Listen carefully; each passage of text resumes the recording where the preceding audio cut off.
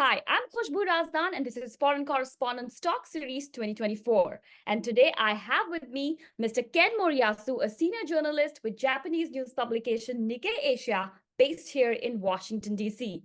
Welcome, Ken, and thank you so much for making time. Thank you for having me, Khushboo.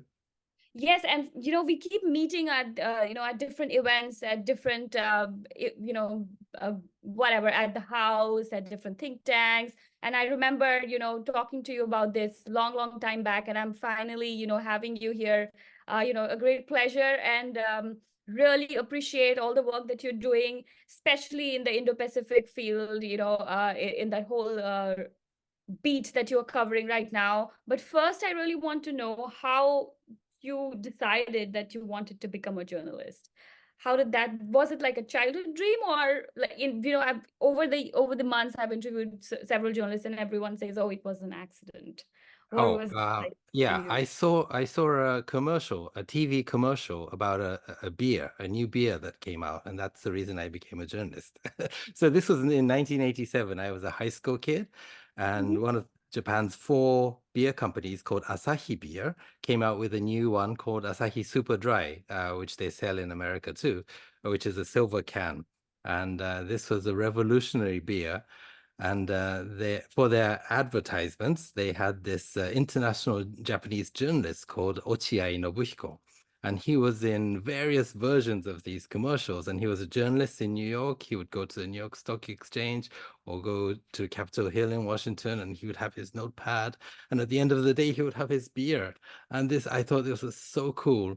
And in one of the commercials, he's in New York. He lives in New York, and he goes out to the balcony and looks across at Manhattan and drinks his beer.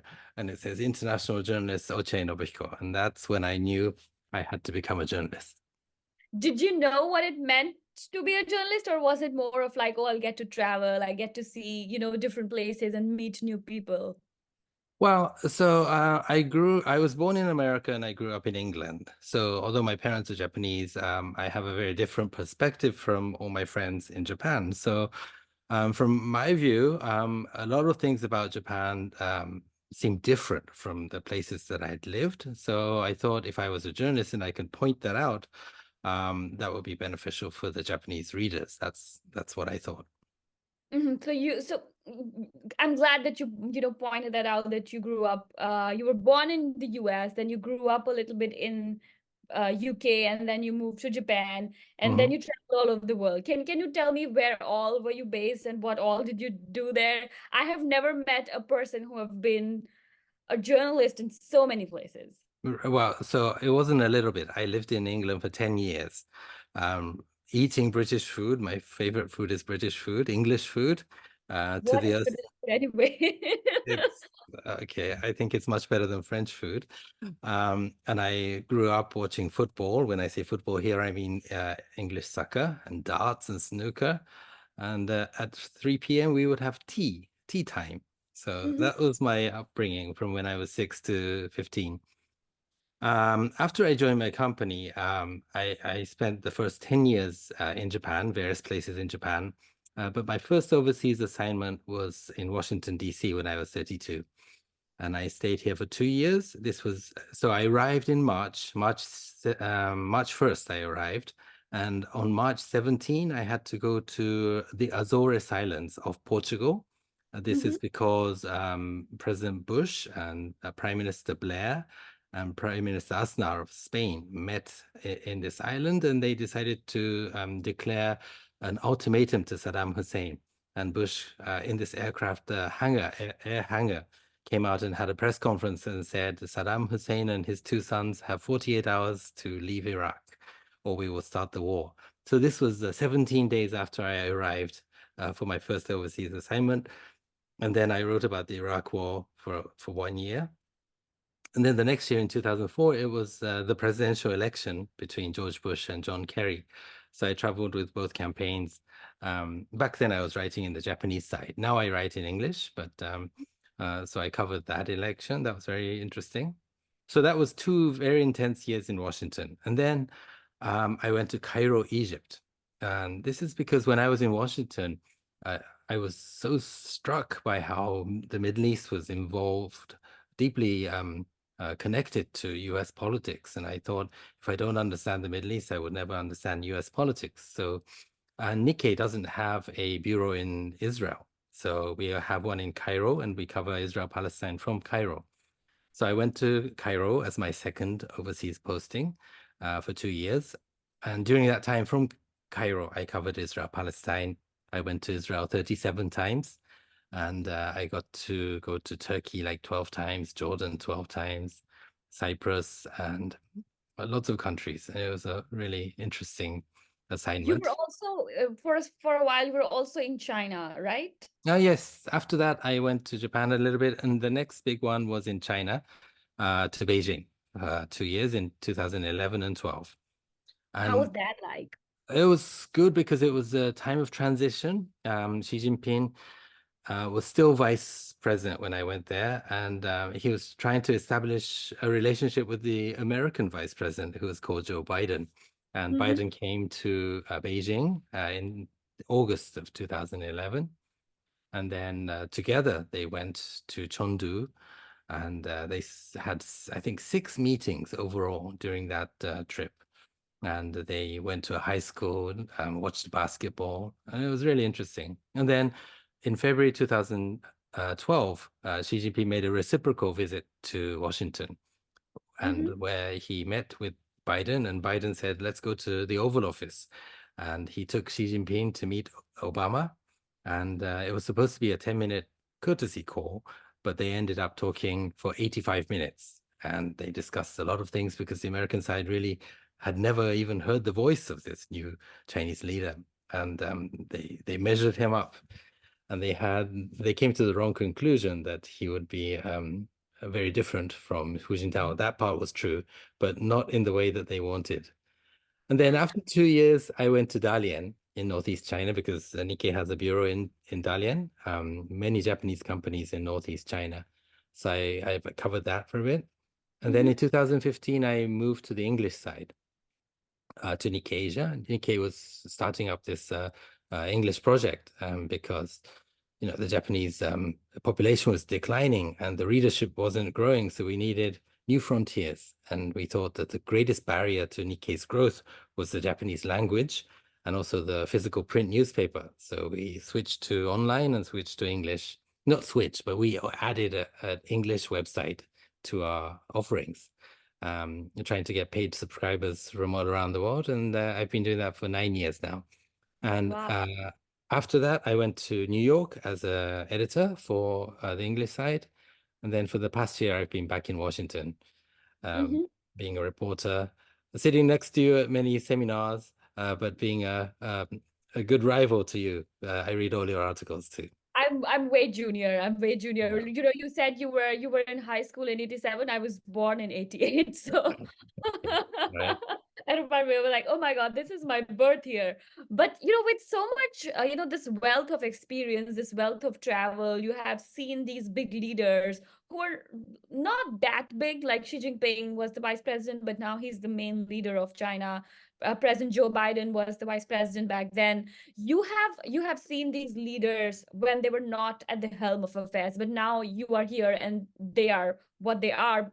How does this experience that you have from different countries, working and traveling and knowing these leaders, experiencing what you've experienced so far, how does that has changed the way that you look at news or even stories around you as a journalist? Has it changed the Ken Moriyasu who would do a story say in early 2000s? How is he different today in 2024? Well, what I love is when new leaders come to power. There's going to be a new leader, maybe a new leader in America. There'll definitely be a new leader in Japan this week, And on Friday. Um, because when they come in with lots of ideas, lots of dreams, and they have a new vision, which is often a rejection of the predecessor, but with good intentions. And when Xi Jinping came to power in 2012, that was fascinating. And I think watching him and his team try to um, present his vision of a new China is very important to understand, and I think it gets lost if you just look at the recent months or recent few years of the U.S.-China relationship. You really don't understand what Xi Jinping started out trying to do.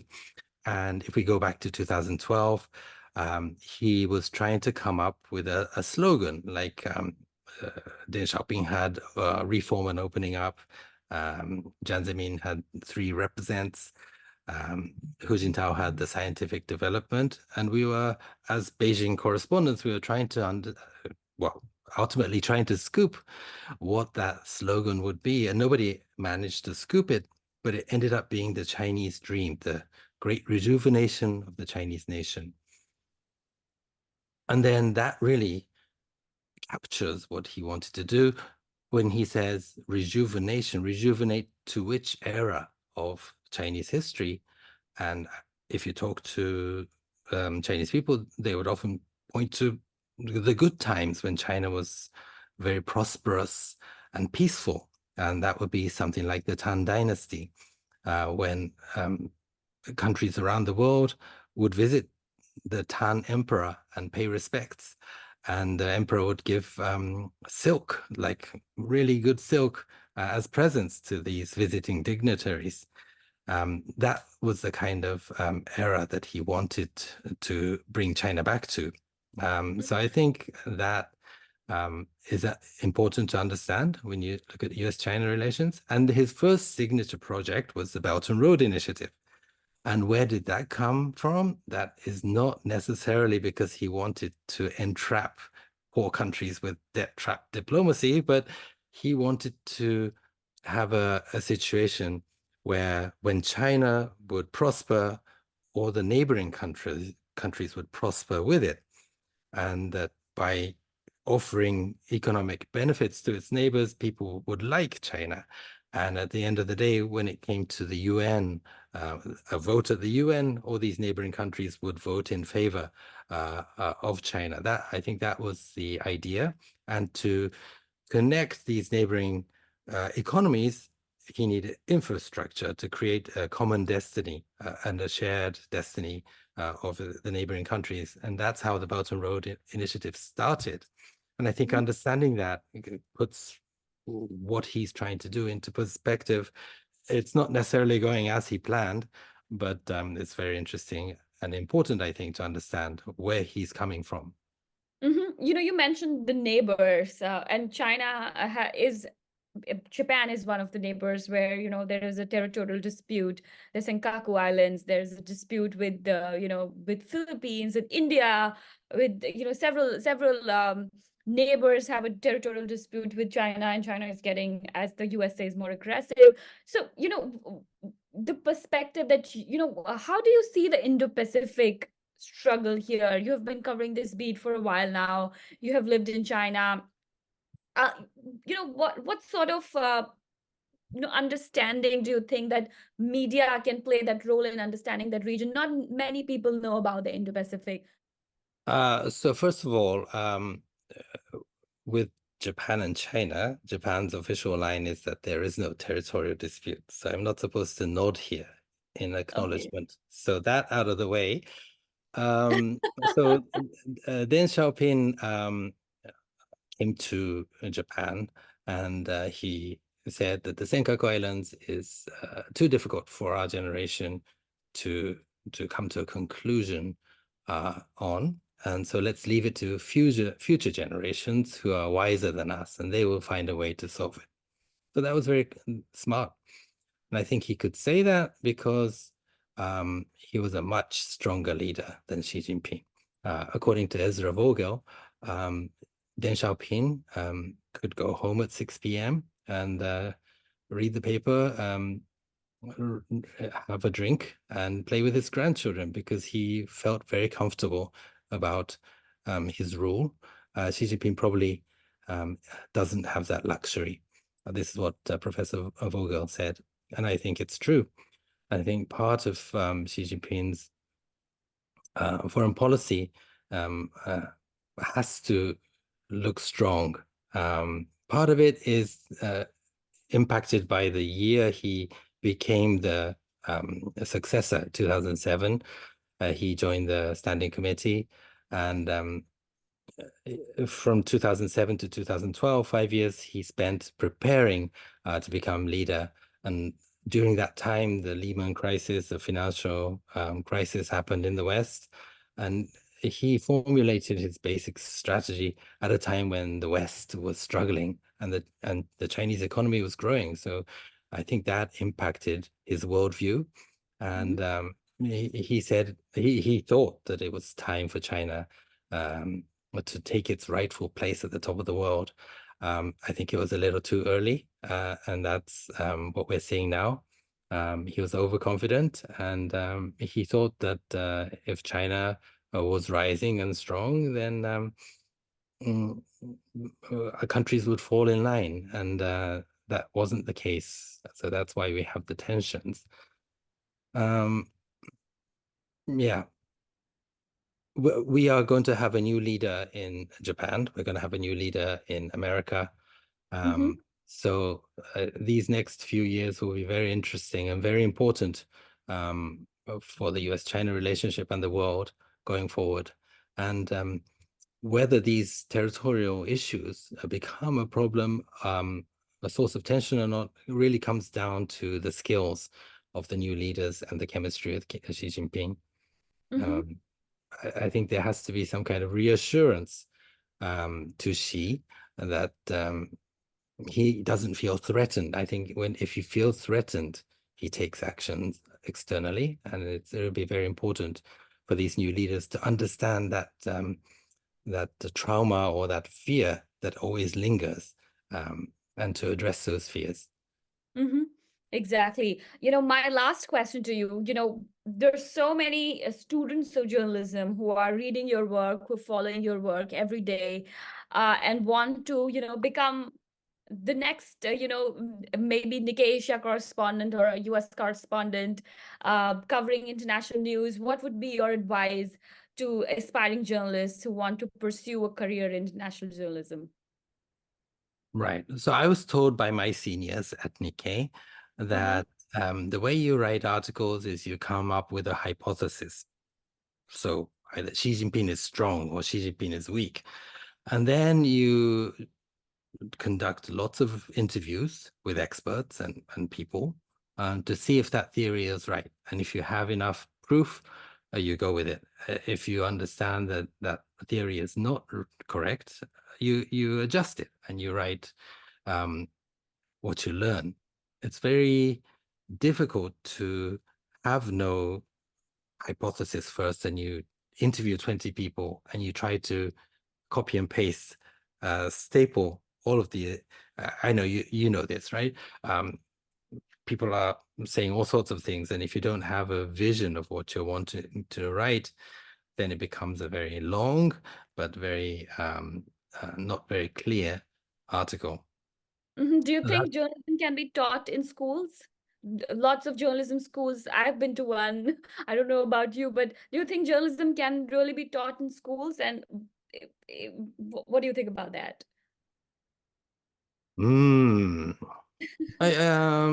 Yeah, to a certain extent, but like journalism is really a reflection of your whole life and your whole value set, which comes to what your parents taught you and what you experienced at school. To really write an interesting story that stands out, it needs courage, because if you're so worried about people laughing at you, you can't really write outside the box, right? So this is an example. Um, we say that television is a media that readers come to confirm what they already know. So if it's July 1st and it's the beginning of summer, you turn on the TV hoping to see news of something very sunny, people going to the pool and vacationing by the beach. That's what you expect. And if they show something very different, people get very uncomfortable. So TV is a confirmation media. Newspapers are a little bit different. They come to the newspaper trying to learn things. So it's July 1st, they read the newspaper, they know that people are going to the pools and the beaches, but because inflation is hurtful this year, people are going to closer beaches or cheaper pools, or they're thinking of annual membership to bring down because they don't want to pay every time. So you learn something from that. But I think to go one step ahead, you can't make things up, of course, but if you really want to focus on like something there, I don't know, I haven't thought of this, but so the pool is, people are liking saltwater pools these days, not clear water pool, freshwater pools. If, for instance, that was the case, then you really do the study maybe that's related to health issues, or it's better for the environment, or there's some story there. But it needs, you need to convince your editor that it's a good story. You need to convince your readers that it's an important story. It's so easy to go back to the confirmation reporting, saying it's summer, everyone's going to the pool, end of the story. So I think you need to have confidence in your beliefs, but to gain confidence, you have to talk to as many people as possible, and to be very confident that you're doing more work than your editor, and that you have the confidence to convince him or her that your story is right. That's a good piece of advice. I'll take that as well. Thank you so much for your time. I know you will be busy for the next, few months with the election here in the US, and also, the political developments in Japan. Thank you so much for giving us your thoughts and time. Thank you so much. Okay, thank you, Khushboo. Thank See you. you tomorrow somewhere. Yes, see you soon. Okay, bye.